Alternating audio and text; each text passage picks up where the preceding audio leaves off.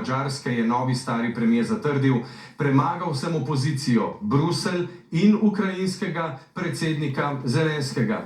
Gospa Tomc, vemo, da Slovenija ni na proruski strani, premijer Janša podpira Zelenskega. Hkrati pa je danes čestital Orbanu. Na čigavi strani je potem takem Slovenija? Mi seveda čestitamo vsakemu zmagovalcu volitev in Orban je na Madžarskem prepričljivo zmagal. Zmagal je na demokratičnih volitvah, ljudstvo je odločilo, kakšno vodstvo si v nadaljevanju želi. Želimo si seveda dobrega sodelovanja z vsemi v Evropi, v svetu, še posebej pa s tistimi v naši neposredni bližini. Gospa Fajon, tudi vi ste evropska poslanka, se strinjate z gospod Tomc, kaj pomeni ta hip pravzaprav položaj Slovenije na mednarodnem parketu? Svoboda v Ukrajini, čestitke Orbanu. No, to se zgodi, ko avtokratom uspe ukiniti demokracijo. To se je zgodilo na Madžarskem in to se zagotovo v Sloveniji ne bo zgodilo. 3/4 Slovenk in Slovencev, sem prepričana, ne želi avtokratičnih teženj, zavrača politično vmešavanje v svobodne medije, zavrača rušenje demokracije in pravne države in ne pristaja na to, kar gledamo tudi zadnje tedne obsežno, politična kadrovanja lojalnih zaveznikov. To se je dogajalo na Madžarskem. V Evropskem parlamentu smo pogosto opozarjali na hude kršitve evropskih vrednot, tudi demokracije in pravne države. Še enkrat, prepričana sem, da se to v Sloveniji ne bo ponovilo. Gospod Tomc. Jaz mislim, da gospa Fajon žali madžarsko ljudstvo. Madžarsko ljudstvo je izbiralo na demokratičnih volitvah, volilna udeležba mislim, da je bila okoli 70%, zmaga pa seveda zelo prepričljiva. Mi spoštujemo vse. Mi se trenutno ukvarjamo s svojimi, z našimi volitvami in jasno niti najmanj nam ne pride na pamet, da bi v nič dejali odločitev kakršnokoli odločitev suverenega naroda. Tako da jo zelo spoštujemo in čestitamo vsakemu zmagovalcu.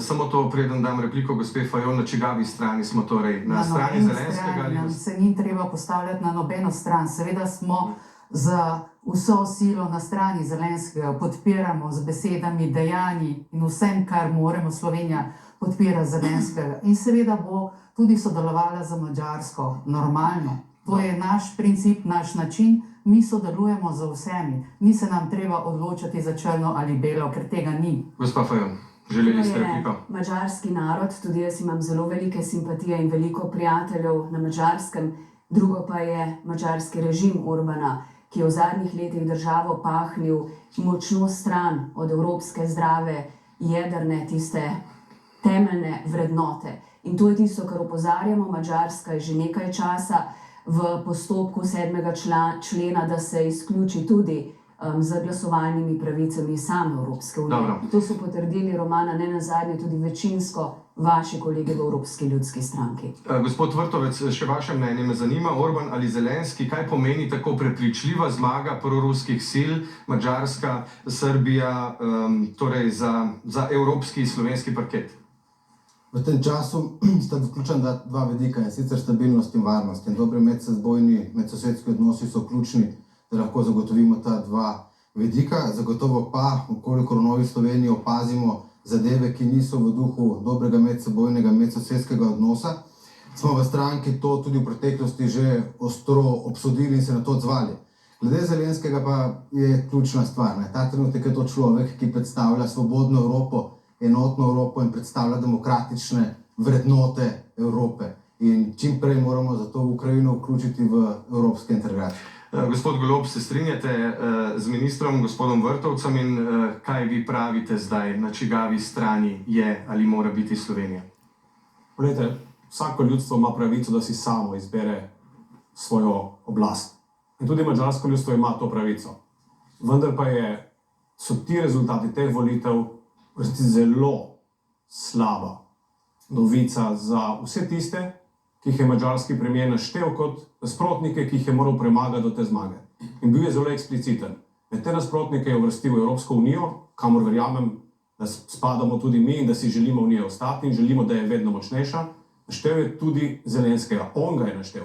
Nihče drugi kot on sam. To, da se predsednik nam sosednje države postavil na stališče, ki je v nasprotju z vsem tem, kar danes predstavlja Evropska unija, je nekaj, kar nas mora zelo skrbeti in tukaj si zatiskati oči, da medsebojni odnosi morajo ostati na dobri ravni, seveda morajo ostati, ampak biti iskren in pošten tudi v medsosedskih odnosih je pa nujno. Pa sem še ena zadeva, prosim. Ne samo, da nas mora skrbeti za Evropsko unijo in Ukrajino, jaz mislim, da nas mora predvsem skrbeti za Slovenijo. Ker če so kaj pokazale te volitve, so pokazale to, da takrat, ko nekdo kot avtokrat prevzame pod svojo kontrolo sodstvo, tožilstvo in medije, takrat lahko tudi s svojim ljudstvom manipulira in to je lekcija za Slovenijo. O tem bomo nadaljevali, gospod Vrtovec.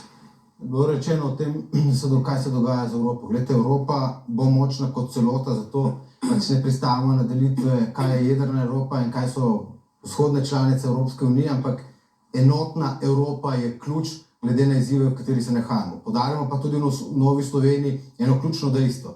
In sicer, da je spoštovanje vladavine prava, da je spoštovanje demokratičnih standardov ključnega pomena za zagotavljanje celovitosti in enotnosti Evropske unije. Imamo enaka pravila, ki jih moramo spoštovati in okrog tega ni in ne sme biti nobene polemike. Ampak, če želimo zagotavljati stabilnost v regiji, nad katero so številni izzivi, potem je res ključno, da vsi, in Slovenija, in na drugi strani Madžarska, krepimo medsosedske odnose. Smo vsi različni, ampak ravno skozi to različnost lahko dodajemo dodatno vrednost. Gospod Mesec, se strinjate z ministrovimi besedami? Voditi moramo torej lastne zadeve, ampak se tudi osredotočati na to, zdaj, kako bodo živele naše državljanke in državljani. Ne?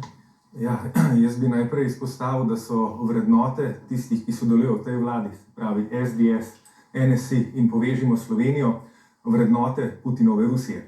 In ena izmed njih je tudi ta, da resnica ne obstaja. Resnica obstaja samo, ukolikor je to, kar izreka oblast. Če ste pozorno poslušali Romano Tomc, ona je začela, da zaključim, to soočenje z besedami: mi čestitamo vsakemu novo izvoljenemu predsedniku. Orbanu so. Če spomnim, a ste Bidenu že čestitali, a še zmeraj čestitate Trumpu za zmago na ameriških volitvah? A ste Zelenskemu že čestitali ali ustrajate pri tem, da je on Putinov plačanec, pa kako ste ga že poimenovali takrat, ko je bil Marjan Šarec predsednik vlade, ukrajinski Marjan Šarec. Hočem reči, tukaj vidimo, kam nas peljejo in neka lepa sovjetska šala obstaja, ki je šla tako, da se zgodovina briše in ponovno piše tako hitro, da smo že danes razburjeni nad tem, kaj se je zgodilo včeraj. Kaj bomo jutri izvedeli, da se je zgodilo včeraj. In tukaj smo, Putinova Rusija, Orbanova Madžarska, Vučićeva Srbija nam kažejo svojo lastno prihodnost, če se 24. aprila narobe odločimo. Ključno je pa to, da za Slovenijo še ni prepozno. Slovenija te usode ne bo delila, rabimo pa pravilno odločitev. Neposredno vas je izzval, gospod Mesec, gospod Tomc. Neposredno me je izzval. Naša zunanja politika je najboljša zunanja politika doslej. Srečujemo se, vlada se srečuje z vsemi, zunanji minister je opravil na stotine obiskov, predsednik vlade se je pogovarjal tudi z gospodom Bidenom, ne boste verjeli. In tako kot nastopa gospod Mesec, že večkrat, tudi danes, tako nastopajo v Evropskem parlamentu tisti, ki sedijo na skrajni in še bolj skrajni levi.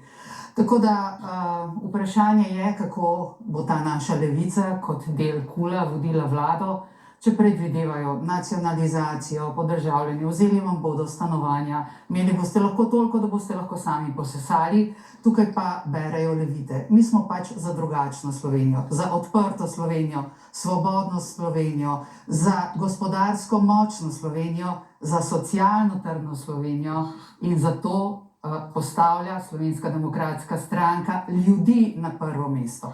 Da je to res, smo dokazali v teh 2 letih, ker so šli vsi ukrepi samo zato, da smo pomagali ljudem, da smo ohranili gospodarstvo in zato je danes naše stanje takšno, kot je. Imamo ekstremno gospodarsko rast, imamo najvišjo zaposlenost in seveda vsi nam priznavajo, da je to zato, ker so bili ukrepi vlade v teh 2 letih boljši v primerjavi z ukrepi drugih vlad. Replika najprej gospod Mesec, potem gospod Kovc. Ja, hvala lepa. Glejte, točno o tem govorim. Polemika ni možna. Jaz sem Romano Tomc soočil z 2 dejstvoma.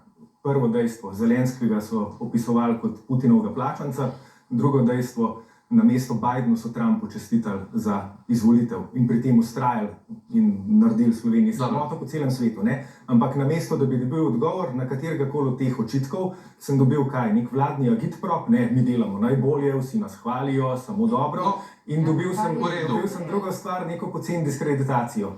Ne, mislim, nacionalizacijo, vzeli bomo stanovanje in tako naprej. Lepo prosim, Romana Tomc, na ta način se pač ne moramo v demokratični družbi pogovarjati in tukaj kažete točno pač to, zakaj je treba to vlado 24. zamenjati. Gospod Kovšca, levi pol ves čas očita vladi, da se pravzaprav preveč obrača, zgleduje po Orbanu, ampak vendarle smo odločni, ne, pri podpori boju Ukrajine, Zelenskega. Kakšen je vaš komentar na slišano? Mislim, da ste me preskočili pri repliki. Če mi dovolite najprej repliko na to, kar je gospod Mesec povedal. Prosim. Gospod Mesec je eksplicitno povedal, da gibanje Povežimo Slovenijo podpira Putinovo logiko oziroma Putinova stališča. To je eklatantna laž in to je zelo grdo zavajanje slovenske javnosti. Prav z nobenim dejanjem, prav z nobenim ravnanjem gibanje Povežimo Slovenijo ni izkazalo nobene podpore agresiji Ruske federacije na suvereno državo Ukrajino. Še več, osebno kot predsednik državnega sveta sem bil med prvimi, ki so to agresijo obsodili z javno izjavo. To je eno. Drugo, ko govorimo o gibanju Povežimo Slovenijo, je treba povedati, da ga sestavlja 5 strank.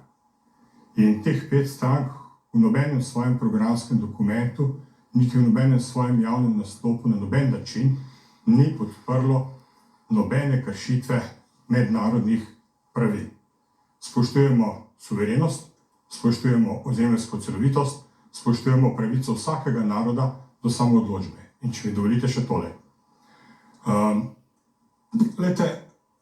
Pogosto se manipulira z vprašanjem, ali je Ukrajina s svojim ravnanjem približevanjem k NATO paktu in Evropski uniji izzvala Rusijo k vojaškemu posredovanju. To je popolnoma irelevantno vprašanje. Nosilec politične pravice v vsaki državi je narod in narod ima pravico se odločiti, v katera asociacija bo stopil, v katere ne. Mi, gibanje Povežimo Slovenijo, v popolnem, ampak res popolnoma podpiramo ukrajinski narod pri njihovih odločitvah. Razumemo, gospod Mesec, želite replicirati? Ja, jaz nisem rekel, gospod Kovšca, da ste vi podprli napad Putina na Ukrajino. Ja, če smem, jaz sem tudi vas pustil, da replicirate. Ne? Jaz sem rekel, da so vrednote slovenske desnice, ki je zdaj na oblasti. Ne, niste. Oprostite, zavajate. Rekli ste, lepo prosim, a smem dokončati, boste dobili repliko. Seveda, samo govorite po pravici. Seveda, imenoval sem vas. Povežimo Slovenijo je preko stranke konkretno v vladi. Ne? In kaj vi zagovarjate? Vi izvajate kontrolo medijev, vi napadate novinarje, vi se niste oglasili meni v bran, ko je Romana Tomc uprizorila, na kakšen način postopa do opozicije, ne, s poceni diskreditacijami. Vi izvajate oziroma poskušate uvesti tukaj neko avtoritarno oblast, vi tako kot Putin podpirate Orbana in Vučića. Oprostite, vi ste ptice, ki skupaj letate. To so iste... Hvala lepa, gospod Mesec. En stavek, gospod Kovšca. Seveda, odkot nekomu pravica, da reče, da mi podpiramo Orbana in Vučića in Putina? Odkot mu pravica? S katerim dejanjem? Veste kaj? Vse tukaj, gledajte, jaz mislim, da lahko sam zastopam interese gibanja, ki ga... Jaz mislim, da lahko sam zastopam interese gibanja, ki ga tukaj predstavljam. Samo odziv sem želel slišati. Tako, hvala lepa, gospa Bratušek. Orban ali Zelenski, kakšno pozicijo zavzemamo ta hip, kakšno bi morali? Glejte, ta vlada je Orbanu in Madžarski na široko odprla vrata Slovenije. Zastopa interese Madžarske, ne Slovenije nažalost, in 24. aprila je takim avtoritarnim praksam, kot jih izvajata Orban, Putin in še kdo v Sloveniji, treba narediti konec. Zato je treba to vlado, to neodgovorno vlado zamenjati.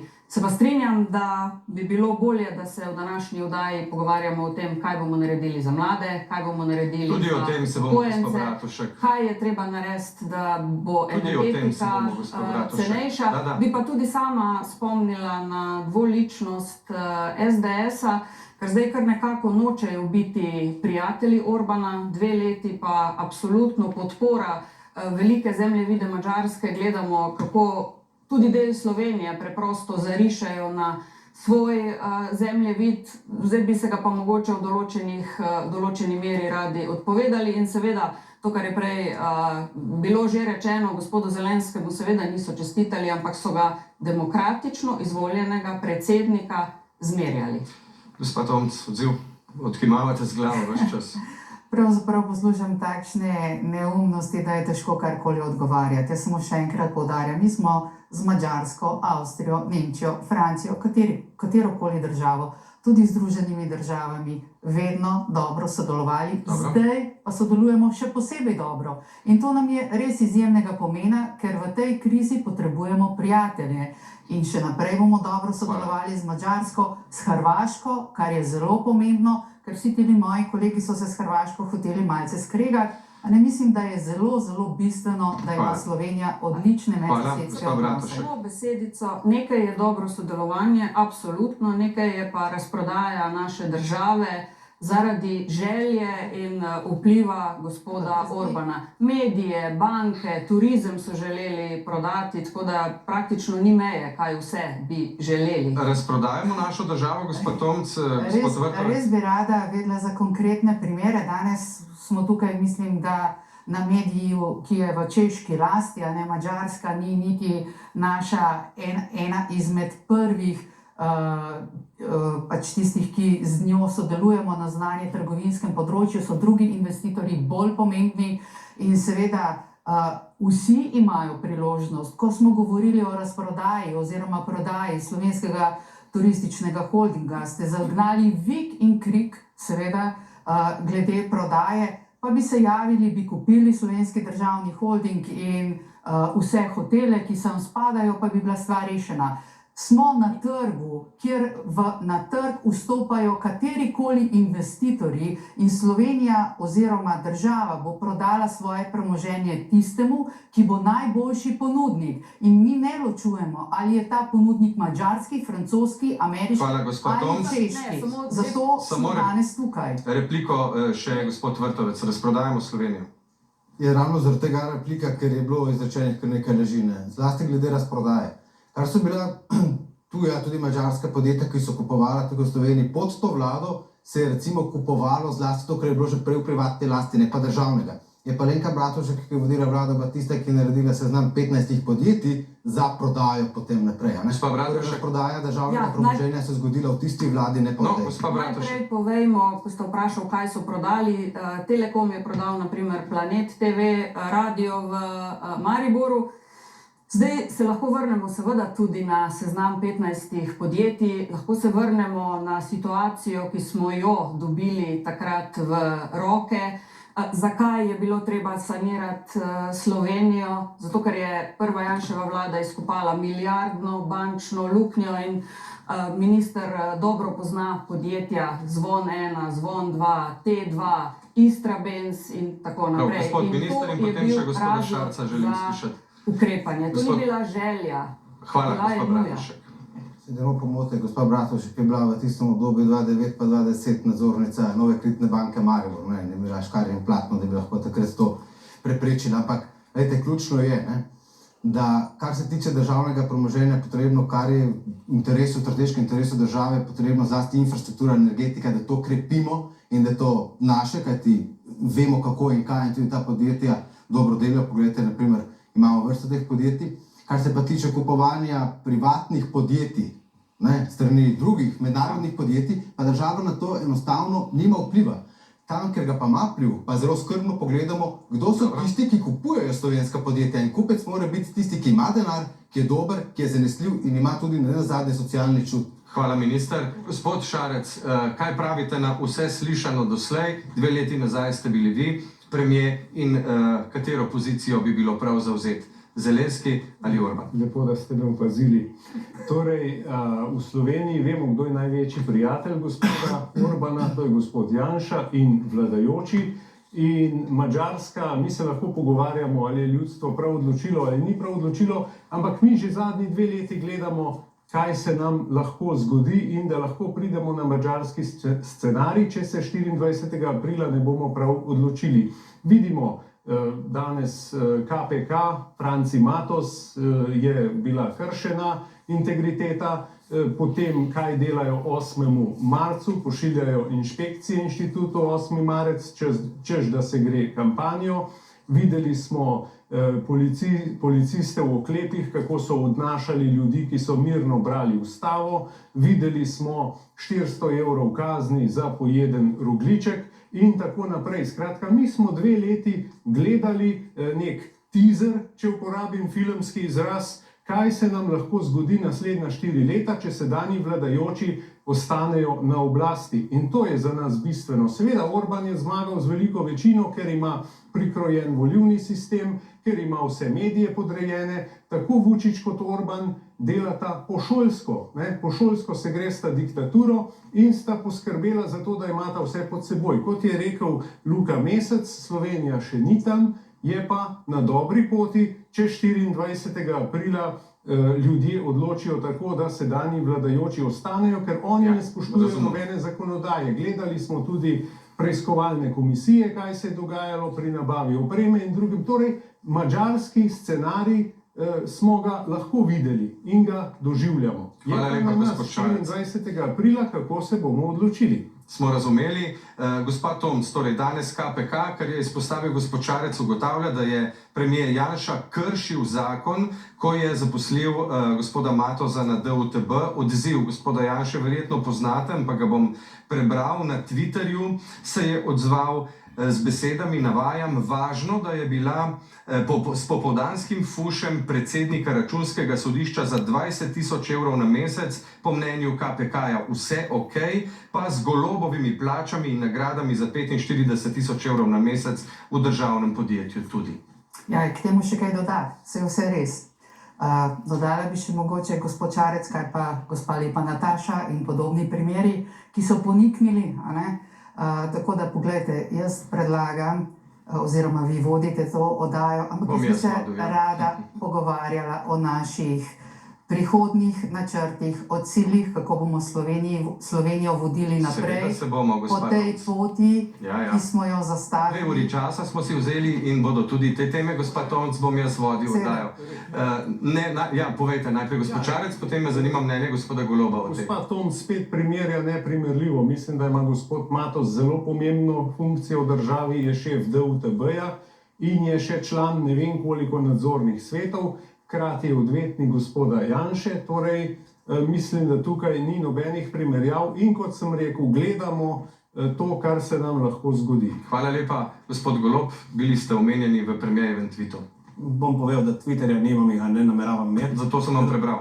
Zaradi tega, ker živeti v vzporednem vesolju te pripelje v to, da zgubiš stik z realnostjo. In če je kaj značilno za sedanjega predsednika vlade, je, da je izgubil stik z realnostjo. Žal mu nekateri sledijo, ampak to je njihova izbira. Ključno pa je, da ljudje niso izgubili stika z realnostjo in ljudje razumejo, kaj pomenijo neodvisne inštitucije in neodvisni mediji. In to je edino, kar šteje, ne tvitanje. Na Twitu smo napovedali skoraj da vojno Kitajski za Tajvan, na Twitu smo zgrešili vse predsednike. Twitosfera, na žalost, pa prav našo srečo, ni realni svet.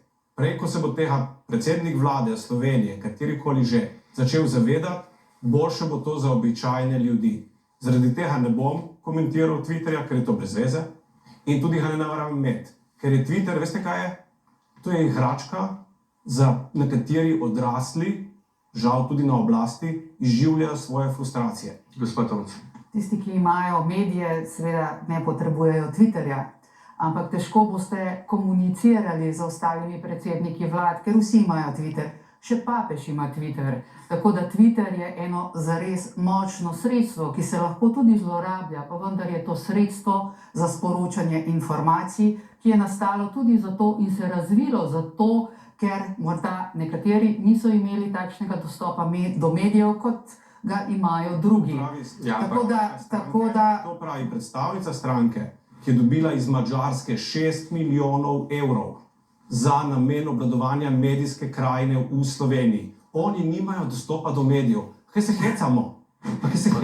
Gospod Golob, o te poslovne zveze ne bova zahajala, jih boste pa morali dokazati in upam, da vsa ta dokazila imata, ker nas zelo, zelo natančno pregleduje Računsko sodišče. In ko jih KPK obsodi, s čemu se zatečejo? K moji plači, ki je javna že 10 let in enaka. Spravi, odgovor na KPK je moja plača, ki je javna 10 let. Wow. Vse to vam pove vse o tem, koliko je resnice o tem, kar govorijo. Vzporedni svet, tam je vse dovoljeno, v realnem svetu žal ne. Gospa Fajon. Ja, hvala. Glejte, najprej, če bi predsednik vlade Janez Janša vsaj pol časa manj preživel na Twitu, pa kak več ukrep za ljudi in gospodarstvo sprejel, mislim, da bi bilo v Sloveniji bistveno bolje. To, kar se je danes zgodilo s KPK-jem in Matozom, je samo še en dokaz več, kako koruptivna je vlada in kaj se pravzaprav dogaja, kako lojalni so vsi ti kadri, da se ne spoštuje sodišč, da se ne spoštuje nepravilnosti, da se kadrira. Poglejte, 5 minut čez 12 smo. Vlada danes nima načrta, kako se spopadati in pomagati ljudem in gospodarstvu ob vojni v Ukrajini. 5 pred 12, pa na veliko kadruje. 160 razpisov v javnem sektorju za nedoločen čas, da se še popolni tisto, kar je ostalo prazno. Ja, uspešna kadrovanja v zadnjih 2 letih. Lojalna. Pri tem, gospod Vrtovec, tudi primer Košorok pa še v ta koš. Seveda. Tako je ključno. Ključno je, da sposobni ljudje vodijo slovenska gospodarstvo državni lasti. In tukaj lahko rečem za Blaža Košoroka, da je zelo sposoben človek, ki pozna do obisti energetiko.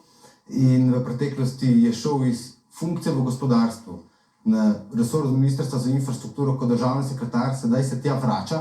In pozor, takrat, ko je bil direktor HSE-ja, je začel postopek arbitraže zaradi lumparij v TEŠ 6, mingrede TEŠ 6, zgodba od SD-ja in tako dalje.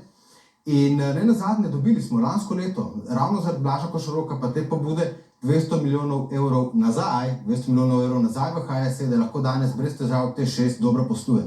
Torej, kaj je ključno? Pri kadrovanju v državnih podjetjih je pomembno, da na pomembne funkcije grejo sposobni in usposobljeni ljudje. V primeru kadrovanja, kar se tiče Blaža Košoroka, pa vem, da mi boste zamenili Valentina Hajdinjaka, so to ta pravi ljudje. Valentin Hajdinjak, 3. razvojna os, e-vinjete, prepoved prehitevanja tovornih vozil nad 7,5 ton. Gradi se po celem avtocestnem križu. To so sposobni ljudje, ki je prav, da opravljajo odgovorne funkcije. Gospod Mesec in gospod Kovšca, na kratko, prosim, komentar. Ja, glejte, jaz v bistvu malo težko to poslušam, ker je eno samo sprenevedanje. Mislim, karkoli očitek prileti v vladne vrste, dobimo nazaj, a kaj pa vi, pa izvlečejo pač neko 5 let staro afero ali pa 10 let staro zgodbo, ki je bila že 10-krat pogreta, mi pa nič krivi. Mislim, neko tako zelo grdo aroganco in oholost oblasti danes tukaj spremljamo. Kot drugo, mislim, zdaj hvaliti se s tem, kaj je ta vlada naredila na avtocestah in železnicah in tako, gledajte, to smo že večkrat obravnavali.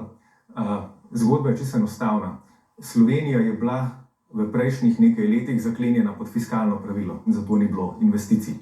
Zdaj med COVID krizo fiskalnega pravila ni več, je začasno suspendirano in Evropska centralna banka je svojo politiko, ki je prej napaljevala na varčevanje, obrnila in gre v investicije. Zato je tudi v Sloveniji več denarja, da lahko seveda se nekaj stvari naprej premikajo. Ja, rekel je na kratko, pa je malo trajalo, zato sem vam dal besedo. Gradimo in razvijamo Slovenijo zato, ker mi znamo in zmoremo in to dokazujemo dnevno. To ni nobeno sprenevedanje, zato to kažejo tudi številke, koliko projektov smo spostavili. Drugi tir, predor Karavanke, 3. razvojna os in nenazadnje tudi praktični projekti na digitalizaciji in razvoju Slovenije. Torej, na ključnih položajih so sposobni ljudje, tako v gospodarstvu, kot tudi nenazadnje na samih resorjih. Kaj vam je smešno, ne vem, gospod Mesec, smejte se. Proračun leta 2019, navajen po spominu, je bil 10 milijard evrov. V zadnjih 2 letih je proračun bil preko 12 milijard evrov. Se pravi, pač 2 milijardi več je v proračun in zato se seveda lahko tudi gradi.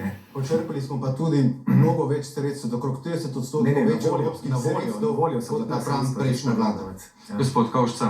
Jaz se v to metavanje, kdo je bil slabši, ne bi vključeval, bom pa povedal, kaj mi povedo predstavniki lokalne samouprave, ki je najmočnejša skupina v Državnem svetu Republike Slovenije. Vsi po vrsti pravijo, da je ta vlada za lokalno upravo, doslej vseh vlad, naredila največ, da je najbolj kooperativna in da je lokalni samoupravi največ pomagala. Vaša vlada, gospod Šarec, pa ne? Ja, no, ne vem, gospod Kovšca lahko tako ocenjuje, ampak vse tisto, kar so zdaj dali, vse to smo že večkrat povedali, vlada daje to, vlada daje ono. Pravilno je bilo povedano, da ima ta vlada neomejeno zadolževanje, to je dejstvo. In če imaš neomejeno zadolževanje, se potem lahko tudi si lahko več privoščiš. Kar se tiče lokalne samouprave, smo tudi mi zvišali povprečnino takrat, tako da ne drži, da se s tem nismo ukvarjali.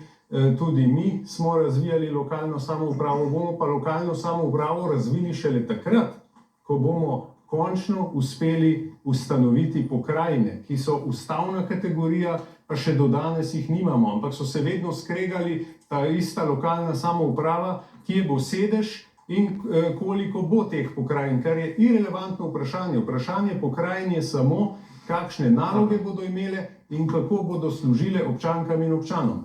To pa je bilo vam smešno, gospod Kovšca. Seveda mi je bilo smešno, zaradi tega, ker je to hitenje s tem perjem. Če državni svet ne bi ustavil zakona za izvrševanje proračuna z vetom, potem lokalna samouprava ne bi dobila tega povišanja, s katerim se zdaj hvali gospod Šarec. To je dejstvo. Gospod Bratušek. Poglejte, infrastrukturni projekti niso projekti enega mandata pa enega ministra, ampak je vrsto let trajalo, da smo projekt drugi tir pripeljali do prve lopate, da smo tretjo razvojno os pripeljali do prve lopate in da je javni razpis za predor Karavanke pač bil uspešno izpeljan, ker se je en slovenski ponudnik 2 leti pritoževal. Bom dodala še en projekt, ki je pa za nas v stranki SAB ekstremno pomemben, ker se dotika upokojencev. To je dolgotrajna oskrba. Zakon, ki so ga sprejeli, se ga ne da izvajati. Ni določeno, katere storitve so vključene oziroma jih bodo imeli upokojenci. Ni določen vir financiranja, ni finančnih sredstev za izvajanje. Zdaj stoji ne vem koliko pravilnikov, da bi se ta stvar lahko premaknila z mrtve točke. Jaz mislim, da mora gospod Vrtovec odgovoriti na te očitke. Se drži, da infrastrukturni projekti se planirajo dalj čas, ampak gre tudi za to, kako posamezen minister postavi lestvico prioritet. Za nas so bili ključni 3 projekti Karavanke, drugi tir, 3. razvojna os in v določenih primerih zlasti na 3. razvojni osi so projekti stali, smo jih porinili naprej. In smo tudi nazadnje potem zarili prvo lopato lansko leto. In je mnogo drugih projektov, tudi na energetskem področju, naprimer energetsko dovoljenje za drugi blok nuklearne elektrarne v Krškem. Jaz ne vem, zakaj tega niso pred menoj naredili, ampak mi smo ga izdali in ta trenutek smo dali tudi pobudo za umeščanje v prostor. O tem minister pa takoj po oglasih, tako replike kot kako živimo, odkot plin, koliko bomo plačevali za ogrevanje, veste, kakšne so vaše položnice, pa še kdo je oligarh, kdo utajevalec, se bo kdo komu danes morda v tem studiu tudi opravičil. Ostanite z nami.